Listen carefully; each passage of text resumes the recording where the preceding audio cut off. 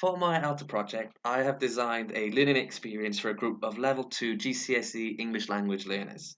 There are 11 learners in total, all of whom are studying vocational courses, with the majority of them studying information technology. The learning tool itself is focused on flipped learning, with 1 hour spent as contact time with learners in which the topic and the tool are explored in a computer suite classroom on campus, and the principal learner activity taking place outside of the classroom. The learning experience I've designed is based around narrative and descriptive writing. Unit 2 of the current GCSE specification requires learners to be able to write confidently and effectively in both narrative and descriptive forms. In attempting to create a learning activity centered around both skills, I decided to set the learners the task of writing about a memorable journey they have undertaken. Learners have already attempted to write about a memorable journey in their formal assessment undertaken at the beginning of the year, and the learners achieved an average mark in that assessment of 16 out of 40, which is well below the C grade they're striving towards. In the assessment, the areas that the learners struggled with in particular were narrative structure, the organisation of their ideas, and descriptive realisation in their texts. In seeking to help learners develop and refine these skills, I devised a learning activity based around an interactive map creation tool called Tripline, which enables learners to plot a physical journey on a map, to add pictures and videos to destinations on their maps, and to write prose descriptions for each destination they visited. Before I introduce the learning tool in the session, and to explore the technique of describing a specific place, I first set the learners the task of mind mapping elements that would appeal to each of the 5 senses in 2 different locations, a city street in winter and a beach in the summer. We then created a board plast of different ideas which you can see here. Once we were warmed up, I directed the learners to the home page of the website that I created to house the activity. In creating the website for this task, I deliberately used as many strikingly visual elements as I could, such as this homepage video, in order to stimulate the minds of the learners and to provide visual inspiration for their journeys. In the task menu option, I provide an overview of the activity, emphasizing the point that our lives are full of journeys and that whether it's a walk in the park, the school bus, visits to friends and relatives, or something much longer and further away, all of our trips are full of rich experiences. The trick is finding the most interesting elements within these experiences and writing about them. After gaining an overview of the activity, learners were then directed to the Tips menu option. In this section of the website, the assignment is explained in more detail, with a focus on what is required for this kind of writing. And I've also included a link here to a BBC video in which travel writing is explored in detail, with a focus on how to capture the sights, sounds and atmosphere of journeys and places. Once the learners had watched this video, listening to the audio through headphones that I'd hired from the college, they were then directed to the Analyze in a Text section of the website. I created this page to provide a scaffold for the learners in allowing them to read an extract of published travel writing and to discuss in pairs the various techniques employed by the author. I've since updated the website to display the various technical elements that the learners identified in the session, which they fed back as a whole group.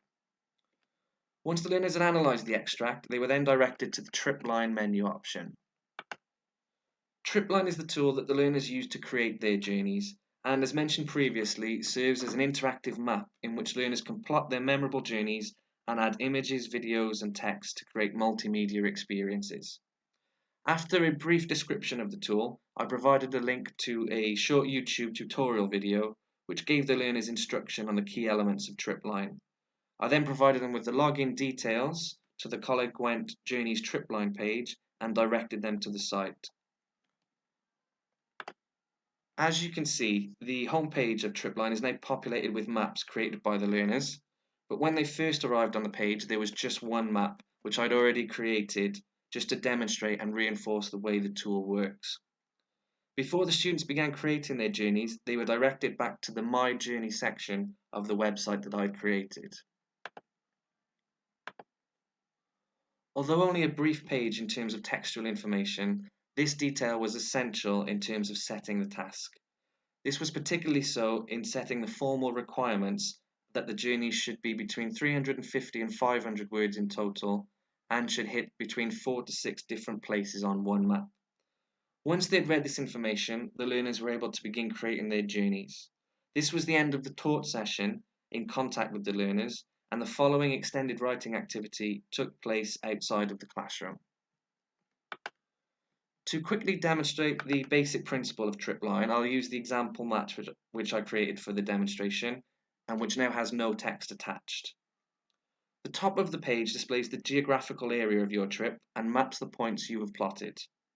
By scrolling through the points, you can follow the journey on the map, and beneath the map points themselves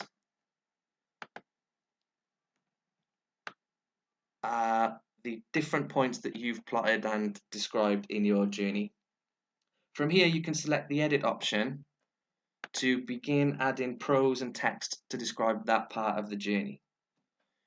From this point, you can also add images, which the learners can take from Google Image or from their social media channels if they want to upload images they've actually taken in these places. So to show you what a completed map looks like, we're going to look at Emily's trip to London.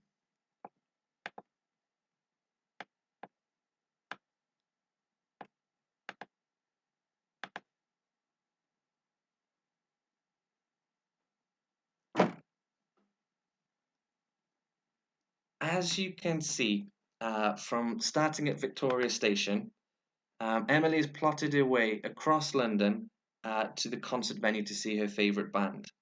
Emily's plotted the map points and has used images from her Facebook channel to provide visual reference and stimulus, and then crafted her prose to take us on her journey.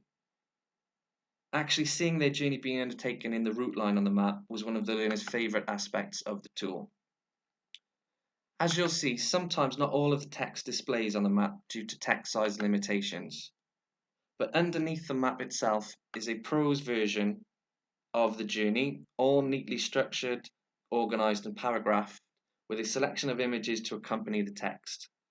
Even That's all right. Just start again, and then I think you can crop, but we'll get to that bit in a bit.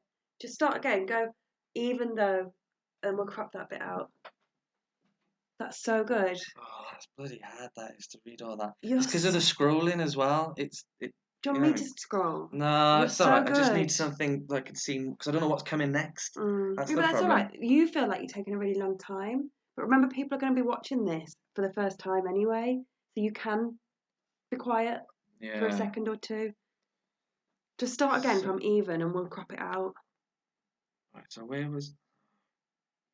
It's not gonna work, but is it? 'Cause I'm gonna be at the wrong.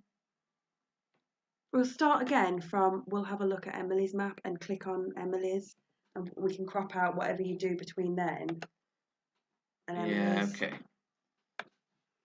So find. Yeah, that's where I just got tripped up. Then I couldn't find out where I was going. I don't know how you crop, but we'll work it out.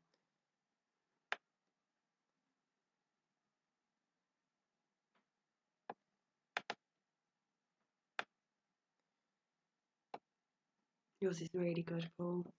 Elaine's going to love this. Mine's shit compared to yours. So shall I click on hers now? Do you think? Yeah, and Or then from here? Shall yeah, I go just do from here? it from there, and then we'll figure it out.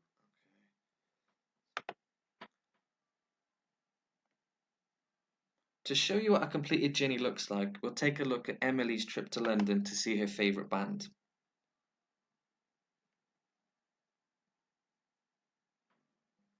As you can see, starting from Victoria Station and working her way across the city to the concert venue, Emily has plotted the map points, has used images from her Facebook channel to provide visual reference and stimulus, and then crafted her prose to take us on her journey.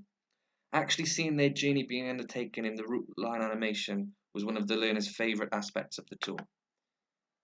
As you'll see, sometimes not all of the text displays on the map size due to text limitations, but beneath the map itself is a prose version of the journey, all neatly structured, organised and paragraphed, with a selection of images to accompany the text.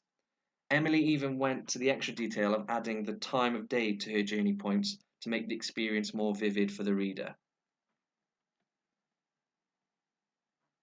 Besides the writing activity, I also devised a form of peer assessment for the task, which could be undertaken outside of the classroom. Back on the College Went Journeys website, the Assessment tab contains all of the relevant information the learners need to effectively mark their partner's work. On this page is a student-friendly mark scheme, which the learners were able to apply to a partner's work, and an instruction to write 3 things they did well and 3 things they thought they could do to make their work even better. On every created map on Tripline, there is a comment section at the bottom, and this is where learners were required to write their feedback. So by selecting this option and writing some responses, they could provide valuable formative feedback for their peers. The authors of each map could then visit their map and see what other learners had said about their work. As the tutor, I can also provide feedback on the section, or for more detailed and in-depth analysis, I can click onto any specific destination point to provide feedback on specific areas. So to generate responses from learners to the learning tool, I created a Padlet and asked each learner to respond with answers to 4 questions. The first question was, how did you find the tool generally? And as you can see, it was a positive response from the students who used words such as fun, helpful, and enjoyable. The second question was, what did you like about the tool? There were a range of responses here, but I think the most interesting in terms of my vision for the tool was that it was interactive, it gave learners a sense of freedom, and that it was easier because it was visually there. The third question was, what didn't you like about the tool? Some learners didn't answer this one, which is a positive thing, but the idea that learners could be distracted by websites and social media was definitely an interesting concern to take into consideration when managing the session. The final question was, what would you do to improve the tool? The feedback about adding Photoshop effects and slides were interesting, but unfortunately this is limited by the tool itself. In summary, I feel that the positive responses from the learners and their eagerness to engage in the tool within the session reflected the success of the learning experience. I felt that the blended aspect of the session meant that as a teacher I could facilitate learning in exploring the topic of travel writing. However, as a flipped learning activity, I feel that the 3 key areas highlighted for development, narrative structure, organisation of ideas, and descriptive realisation, were very effectively targeted by the learners in a fun, engaging, and interactive activity which was very, very positively engaged with outside of the classroom. I feel that the learners' opportunity to see their work displayed in such a visually attractive and interactive format helped instill a sense of pride in their work, and their positive feedback has ensured that I would certainly use this approach again to teach this topic.